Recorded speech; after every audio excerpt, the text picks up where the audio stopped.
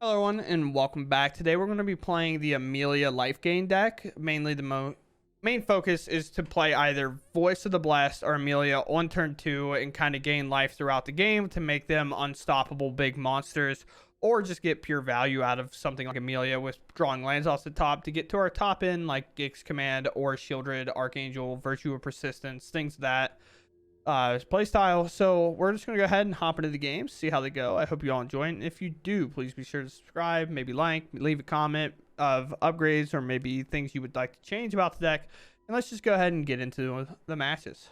Yeah, I mean, we have a nice place, so we'll keep. Yeah, I have land into Virtue if needed, maybe play Giada and then play here that will be a 3-2, and then maybe play Archangel, which is a little bit bigger. This is probably the matchup we want. Mono red, I feel like. Okay, that makes it a little awkward because Virtue has a tough time obviously targeting that. Let's see. All right, we now have a target. Now it's whether or not do we play Giada and play Archangel. I kind of like that play the most. Kind of like playing Voice too. But I'd like to play Voice in the Virtue kind of in the same turn. So let's get Giada down and hope it sticks. Then we can attack with it, play the Archangel, and then it's a 4/5 with lifelink. We just have to hope Giada doesn't die here. We won't block, of course. Okay. Our opponent's very aggressive. Play this now because I think I'll play Archangel no matter what, potentially the next turn. Let's play our Voice down. It's a 2-2. We can have it block the Epicure. Unless they get super aggressive again. Experimental Synthesizer. Epicure, sure. We just need to start the life gain train. Then it doesn't really matter what we do from there. Play another land. We have a play here. Okay. Well, we have to take out the Ginger Brute because they can give this unblockable unless their creature has haste. So we have to deal with that. Now we could play Archangel. And it is a 3/4 lifelinker. They're also kind of running low on cards. That's 3 mana to activate. We can also play another Restless Fortress and just go ahead and Virtue out one of these. And then this will grow. And then we can kick the Archangel next turn and take out another thing. I kind of like that plan the most. Also, Voice is going to eventually get so big they can't really do a whole lot about it. Especially jump in front of this. We might lose this, but I think we're fine with that. Tomb Raider. Very sweet. It'll be a 2-2, and then they'll play Rune, and then I assume we'll see an all-out attack. We have to block like this because we have to stop them from picking this card back up. And we can answer the Tomb Raider, which is a very cool card. I'm not opposed to what our opponent's playing. I think that's very sweet. We'll cast this for 5. Here's our 3/4 lifelinker. We'll take out the Tomb Raider. We'll gain more life for this, and we are just going to hold a unbreakable wall now. They might figure out something, but we actually get to play Mirix and use it as a red mana to double kick this and take out both their creatures in play. The desk. So they were using desk and synthesizer to kind of replace the reckless impulse and the rend resolves and things like that. Bloodhound's kind of sweet too. It's Menace First Strike and it's an artifact, which is very important because that counts. That counts towards the Tomb Raider. The one weird thing that we have to do with this is this has to tap and sack, so they're not able to crack it immediately to make this mana. So we'll take advantage of that. We're going to play this. We're going to choose red, and then we're going to choose the black. Have this enter.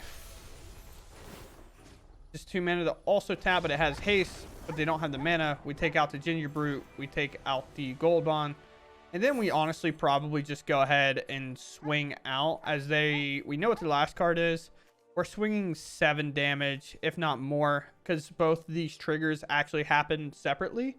So we'll gain life one time, Voice of the Blessed will trigger, and then we'll gain life again, and it'll trigger again, allowing Voice to get its 6th counter, and that means it'll have Flying and Vigilance. So we'll actually get in for 9 total damage here, and still be holding back this 6/6 along with another 3/4 of lifelink. Our life total would go up to 11, 12, 13, 14, 15, and mono red is not going to be able to beat that. But we will probably start off with the Fortress, play Takenuma, get this down, get Giada down, maybe Virtue something, have this trigger and Explorer. So we'll see. Get Fortress down right out the gate, because Cavern we're probably going to want to name Angels with it. Now, I never know here whether or not to play Giada or play this. I think we play this and then we Virtue whatever we can. Yeah, I'm going to follow with that plan. Obviously, if we Giada and we find a good Angel to play after, it probably would have been a better move. But they're most likely going to want to spend 2 mana here, or this plus Monstrous Rage. We will not block. Because Monstrous Rage, we're actually in trouble. Play with fire, sure. One of the reasons I really didn't want to play this, but I couldn't wait too long to get these active. Steel Seraph is fine. Do this, we name Angel. I can probably just Virtue away a lot of the damage. And I just don't have to worry about it as much, because when they come in for 2, we have another Virtue as backup. Keeping our life total high also matters.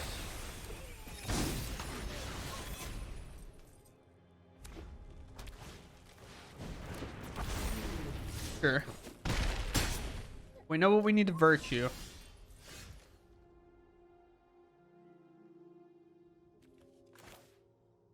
Finding a land would have been nicer than the other Steel Seraph, I think. Like a little part of me just wants to play the Giada, but I have to not die. And you know they most likely have Burnt build up in their hand. I mean, Scoundrel would have triggered the Godric. We wouldn't really been able to block anyway, because they could put a Wicked Roll token on something, which I think is what they would have done instead of discarding there. Alright, they're down to 1 card. Will Steel Seraph be enough?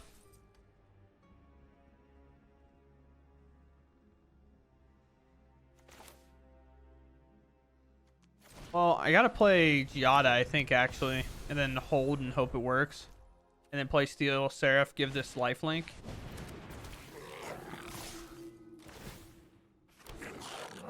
Monstrous Rage? Or just a removal spell? Okay, sure. Oh, what an annoying game. I'm gonna go first. Oh boy. It's a hand. For her? I don't feel super confident in his hand. Vampire. Sure. Won't be countering anything, so. Sure.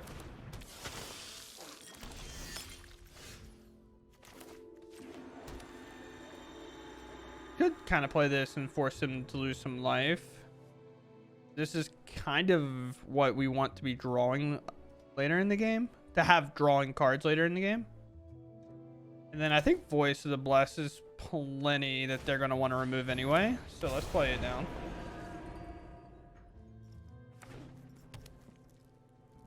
Let's see. Yep. I would assume they were going to fire that off anyway.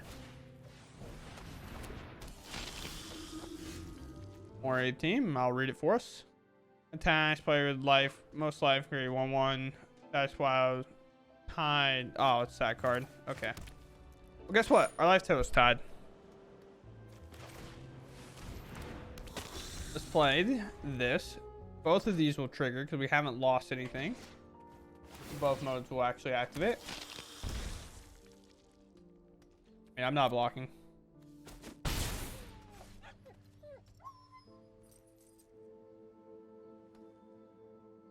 I just running into removal city against every opponent I play. Sure.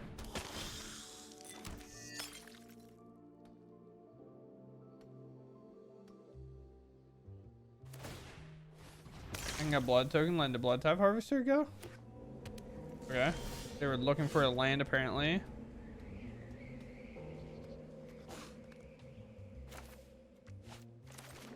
Play this, we'll play a Shieldred.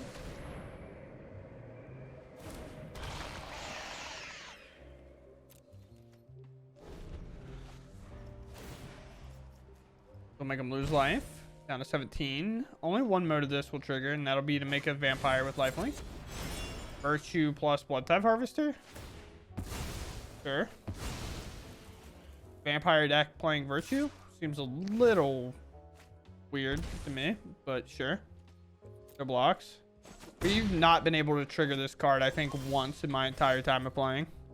Hey, look at that. I might actually be able to now. Name Angel.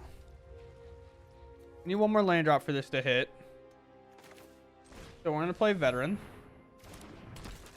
And we'll play Resplendent Angel. This will actually trigger this card.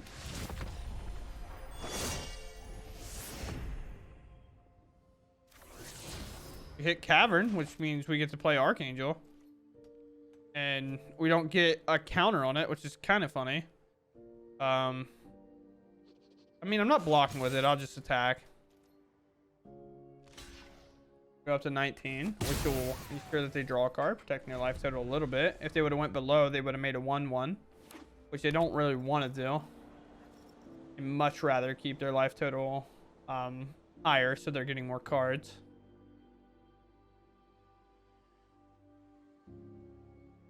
You have, like, a decent chunk in terms of damage yourself, or enough to actually trigger this Resplendent Angel next turn. But that would require us to play it now instead, which is a little weird. Because I'm definitely going to prefer... I grabbed the wrong creature. I hate this game. I'm so stupid. I meant to grab Archangel. Sure. Definitely meant to do it the opposite way, but it's fine. Meant to grab this, play it, and double shoot this down so it stop drawing so many cards. Let's go ahead and attack. I have go for the throat, I would imagine. They'll end up losing 3 life here. Now they'll make a vampire. Although Archangel next turn will actually trigger the Resplendent Angel and the Veteran, which will obviously... The Veteran plus the Archangel will trigger the Resplendent Angel, making another 4/4.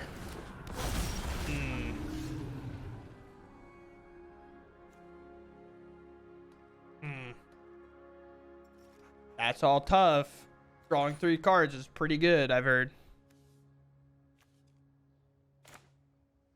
But we actually have a play with this. Let's do this. And then we play this and we activate it once. And we play the Archangel. It'll come down. We'll gain some life. We'll shoot this out of the way. Now we have quite the threatening aerial assault here. We gain the life, and now we make a 7/7. Because we still ended up triggering it if you're unsure. Because this gains only 2 life, this gained 2 life, and then this having a creature into the battlefield gained 1 life. And here's this 2/4. I don't care about it, to be honest.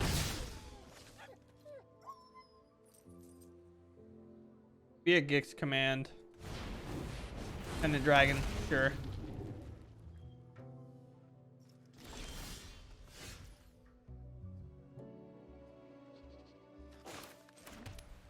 So on one hand, I kind of just want to activate this ability because it'll trigger it again, and this can't even trade. So, and this is going to have to block a bigger creature. Can't really block Giada.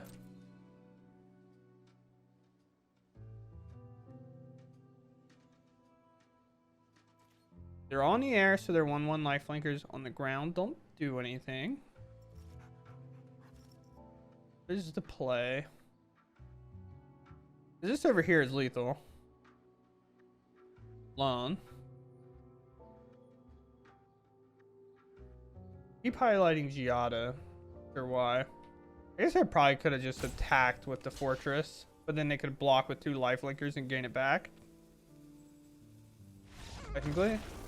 Yeah, so they blocked Giada, and if they try to remove one of them, I just pump the other one into a 5/5.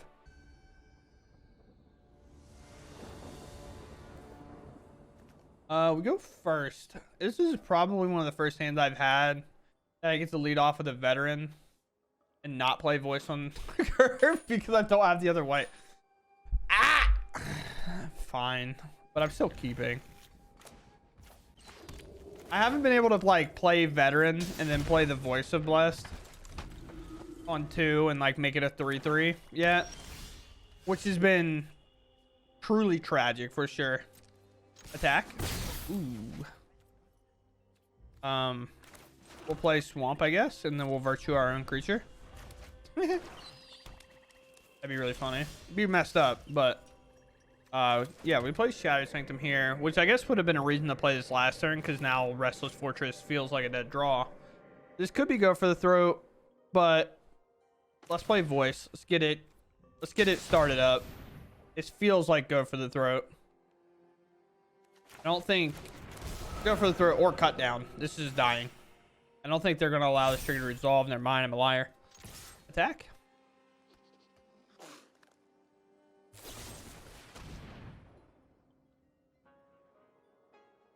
I'm definitely stacking that. We can always play it on the back side. Never mind. Now gone.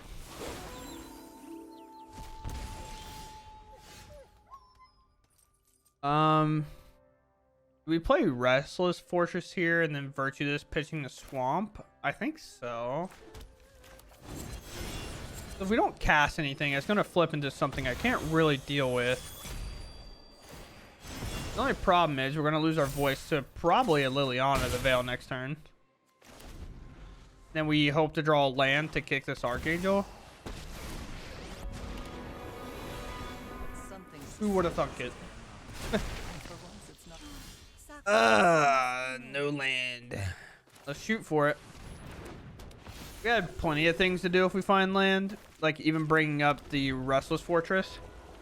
Where do we been here? Probably Resplendent Angel, just in case they kill this. Yeah, it's gonna be hard to trigger Resplendent Angel, even though it's like hard for them to do anything anyway. Sure. Kind of gives us info. You play lands. We'll grab another white source because we guess so we don't need it for that.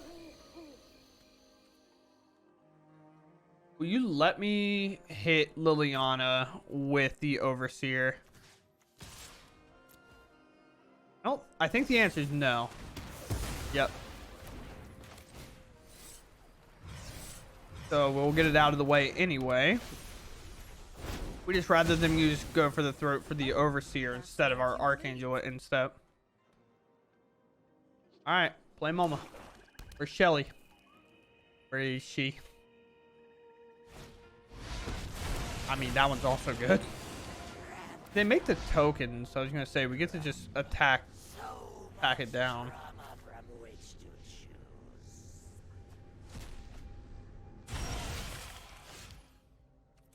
I mean, that makes sense. We can't let Ashiok run wild and just start making tokens. So we'll play Fortress, we'll play last card so we don't lose it to Liliana. And now, even on a plus here, we can definitely get it removed. -2 would have just made 2 1/1s, which would have been nice, of course.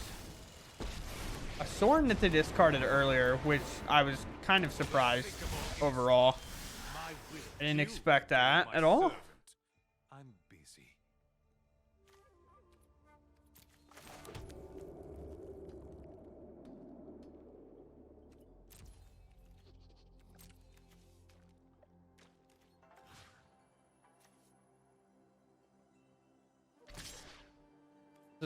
attack here.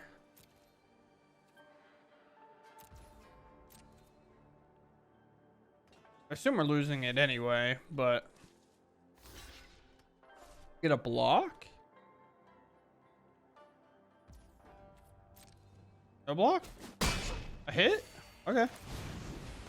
We're gonna slam a virtue and hope it's enough.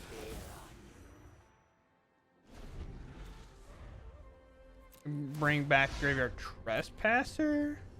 Because it's awkward to remove. Or we bring back the Overseer and draw cards. Or we potentially bring back the Resplendent Angel. My ways are not. Honestly, I think getting more cards makes more sense here. Let's bring this back. It'll be way bigger because of the Giotto we have. Nice. Okay, that's enough to make him concede. Okay, our opponent keeps. We lead off with a cave.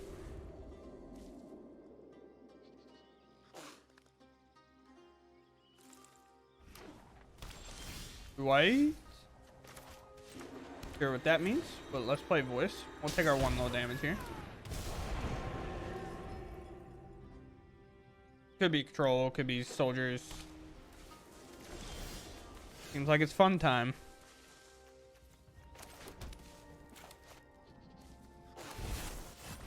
Well, let's play Steel Seraph. Get it countered. No? Okay.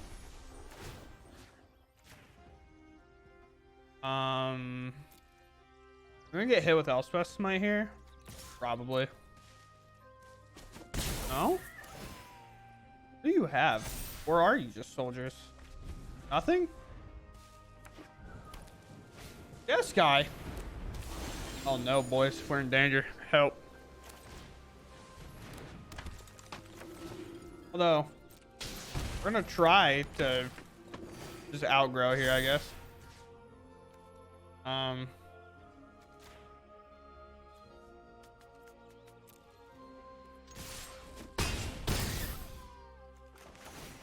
Alright, the Populator Sunfall, and we're pretty much picking them up. Gotta stop playing with those. Yep. And we died.